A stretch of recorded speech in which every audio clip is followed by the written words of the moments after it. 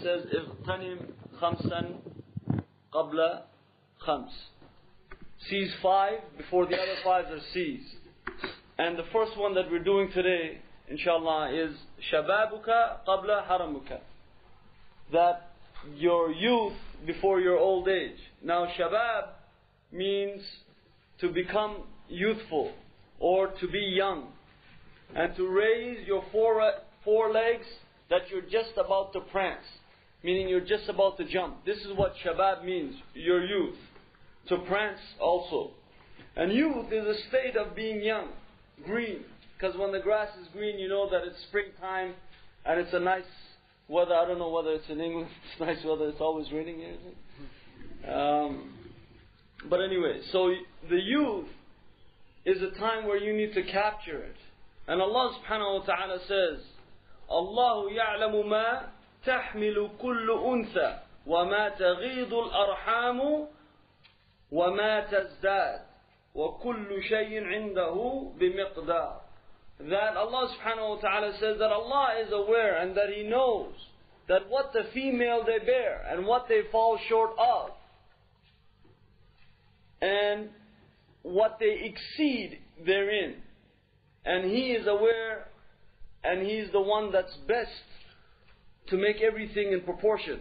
Now Ibn Abbas radiallahu anhu, he said, the one, for example, that Allah subhanahu wa ta'ala is aware where the womb falls short is when there's miscarriages. This is the opinion of Ibn Abbas. Now, or exceeds, he said this means the fetus will go to a full term. And that's how me and you came about. Because we went to a full term. And we gave our mothers a hard time when we were young. And now we're telling our children to behave. Well, we never behaved. And this is the time where we need to capture. Now think about how you were created. That's all you have to think about. That how you were created. And Allah subhanahu wa ta'ala says, وَاللَّهُ أَخْرَجَكُمْ مِنْ بُطُونِ أُمَّهَاتِكُمْ لَا تَعْلَمُونَ شَيْئًا. That Allah subhanahu wa ta'ala took you from the wombs of your mother, knowing nothing. Knowing nothing. وَجَعَلَ لَكُمُ السَّمْعَ وَالْأَبْصَارَ وَالْأَفْئِدَةَ لَعَلَّكُمْ تَشْكُرُونَ. That Allah subhanahu wa ta'ala created for you the hearing, the sight and af'idah, the intellectual capacity to understand, the emotional foundation to be aware of Allah subhanahu wa ta'ala and your surrounding. لَعَلَّكُمْ تَشْكُرُونَ. That you may give thanks. That you may give thanks. How many people these days are giving thanks for whatever they have? How many people are giving thanks for the youth they have? They think they have this youth for some kind of play that, oh yes, I'm young and I'll do whatever I please, so I don't have to be questioned by anyone else. Now you're young, and what have you done for the deen of Allah subhanahu wa ta'ala? What are the constructive things that the sisters and the brothers, mostly sisters here, but what have they done? What have we done as a collective ummah? Constructive, having our youth. Because the Messenger of Allah sallallahu alaihi wasallam said, seize 5 before the others 5 seize you. And one is that your youth before your old age. Now you're in this process of having this strength. What have you done so far? What have you done with this strength? We have the strength, yet no accomplishment. We haven't accomplished anything except just fighting back and forth. You're right, I'm wrong, you're right. And actually Imam Malik, he said, the light of Allah subhanahu wa ta'ala is taken away from a discussion where there is argumentation.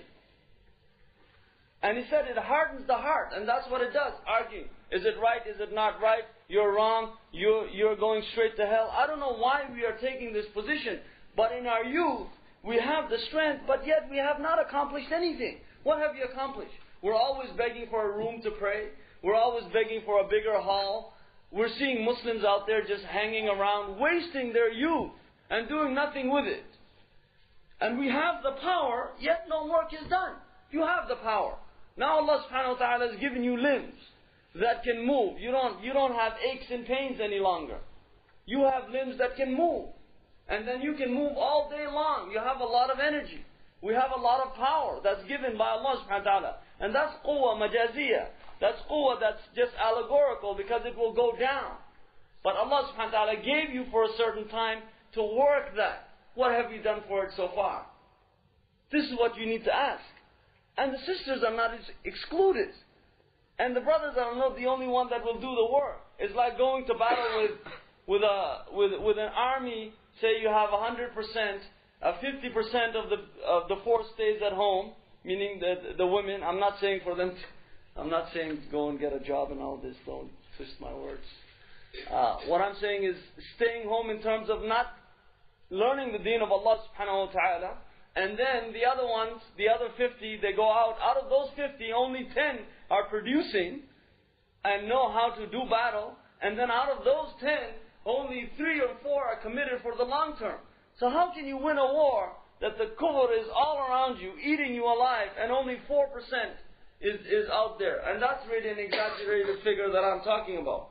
So we've not really done any work that we can be happy for. You have your youth, yet we are sluggish. Why are we sluggish?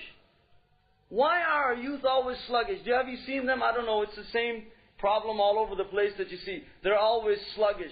Akhi, what you doing? I don't know.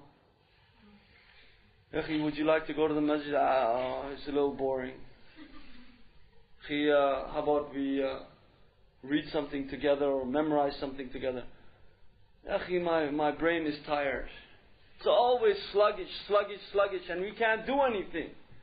So, you have to ask that question. You have the physical force to implement the deen. You have the physical force because you're young. You have the physical force. Right now, I know some brothers, mashallah, they lift a lot of weights. 40 kgs on each side, and they're lifting it like as though it's some kind of toothpick.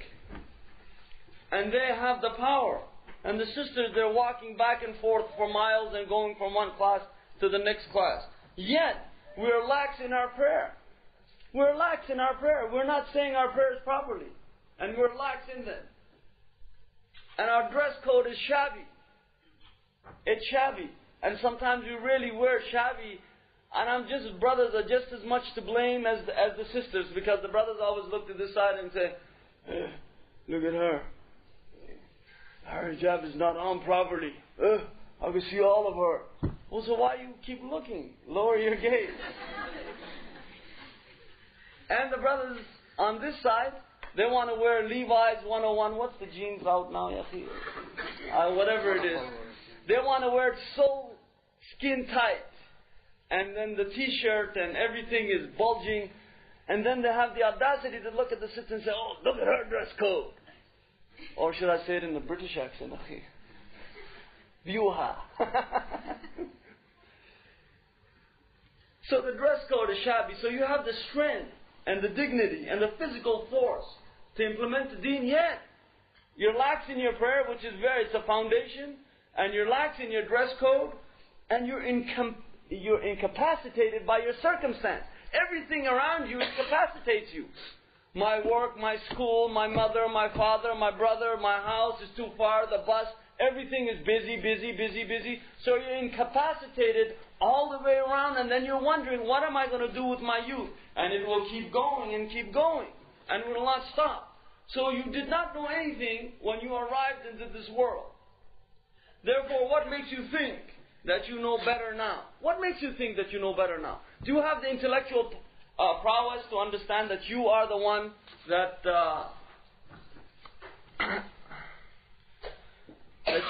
that you will accomplish everything by yourself, and that you know what's good for you? It's my body. Have you heard them when they commit a lot of abortion? It's my body and I'll do whatever I please. But that's not an Islamic standpoint. It's not your body. It is given by Allah subhanahu wa ta'ala as a gift for you to worship Him. So what makes you think that, number one, that you're smart, that you can guide your own course? You think you can be guided without revelation? They keep saying democracy.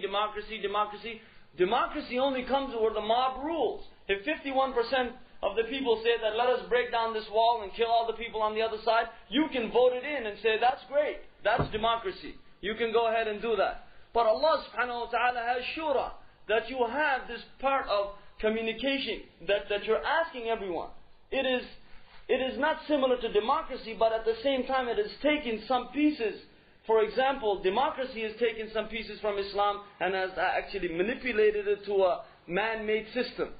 But Allah subhanahu wa ta'ala's deen is where you take the shura of people who have know-how, and then you are guided by revelation.